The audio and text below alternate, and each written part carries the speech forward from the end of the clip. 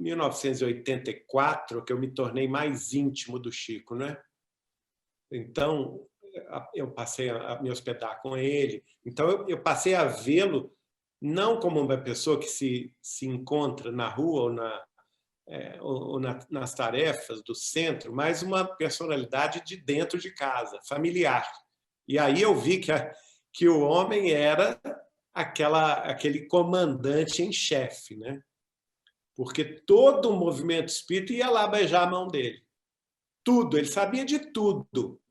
Sabia da vida de todos os médiuns, sabia dos livros de todos os médiuns, sabia dos livros de todos os escritores espíritas encarnados, acompanhava o movimento da unificação, das federações, das alianças, todos os periódicos de jornais espíritas, ele sabia de tudo. E todo mundo ia lá beijar a mão dele. E todo mundo, de certa forma, se ajoelhava em espírito diante dele. Ninguém se engraçava com ele, não é? Porque se a pessoa se engraçasse com ele, estava na rua. Ele não Ele era tinha, bravo assim na intimidade? não tinha meia conversa. Ele não ligava, por exemplo, ele não se importava quando os ataques eram pessoais.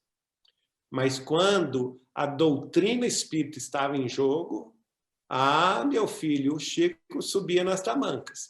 Virava uma E não fera. tinha essa história, não. Ele cortava, como cortou médiuns famosos aí, ficou sem receber mais de 20 anos, não aceitava receber, não Eu é? sei disso eu fico sensibilizado com a sua descrição, né? Sem citar É. nomes. Geraldo, Mas aí eu acabei que não contei o meu caso. Aí eu virei para ele e falei assim, Chico, posso te fazer uma pergunta? Ele fez desculpe, assim. interrompi. Ele fez assim, olhando por cima dos óculos, e aí eu já tremia todo, né? O senhor pode me dizer onde está o espírito de Allan Kardec hoje? Eu perguntei. Aí ele deu aquela gargalhada assim para trás, né? Aquela gargalhada gostosa. Pensou um pouco e falou comigo assim: pode-se dizer, Geraldinho, que ele anda trabalhando muito. Olha só o jeito. Mas eu não fiquei satisfeito. Ah, Quando surgiu o livro do Adelino, Kardec Prossegue, que eu citei há pouco, e passou eu pelas recebi. mãos dele, né? O Adelino conta isso. Você pode entrevistar o Adelino. Não, não, eu li a obra e ele fala que submeteu ao crivo do Chico antes de publicá-la, né? Ele escreveu vários livros biográficos do Chico, né? Todos eles o Chico fazia revisão, inclusive com a letrinha dele. E eu recebo o livro em casa, aqui em Belo Horizonte, autografado pelo Chico. Eu falei assim, puxa vida, agora o homem está assumindo que é, né? Então eu falei assim, a próxima vez que eu for ao Uberaba, eu vou perguntar a ele. Eu recebi o livro no final de janeiro de 92. Em março, 2 meses depois, eu fui ao Uberaba. E almoçando com ele, ele e Eliana, somente nós três. Eu, então, doido para fazer a pergunta, me faltou coragem. Ele me pergunta, Geraldinho, o que você achou do livro do Adelino que eu te mandei? Olha só, o pensamento de Kardec, né? Querendo saber o que eu achei pela razão, né? Muito Aí bom. eu falei com ele, Chico, eu acho que é a expressão da verdade. Por que você acha isso? Olha o pensamento de Kardec.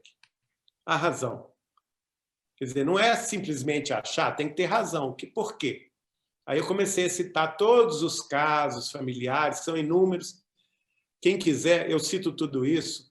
Tem uma série de 10 programas que nós gravamos na TV Saber Espiritismo, que é o nosso canal do YouTube gratuito, em que os amigos poderão procurar lá a série de 10 programas sequenciais, cada um deles tem 1h30 de duração.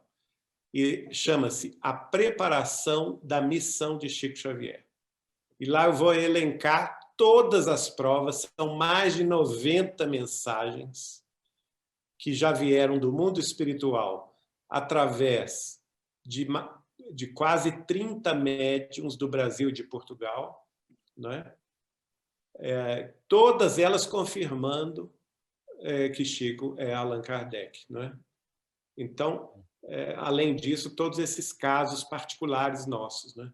E nessa ocasião, ele vira-se, que ele começou a ficar muito emocionado, né? Quando eu relatei todos aqueles casos que eu sabia, ele passava assim a mão esquerda sobre os olhos, olhando assim para cima, e afirmou para mim: é uma coisa muito curiosa este fato, Geraldinho. Olha só, ele chama de fato que ele é a reencarnação de Kardec.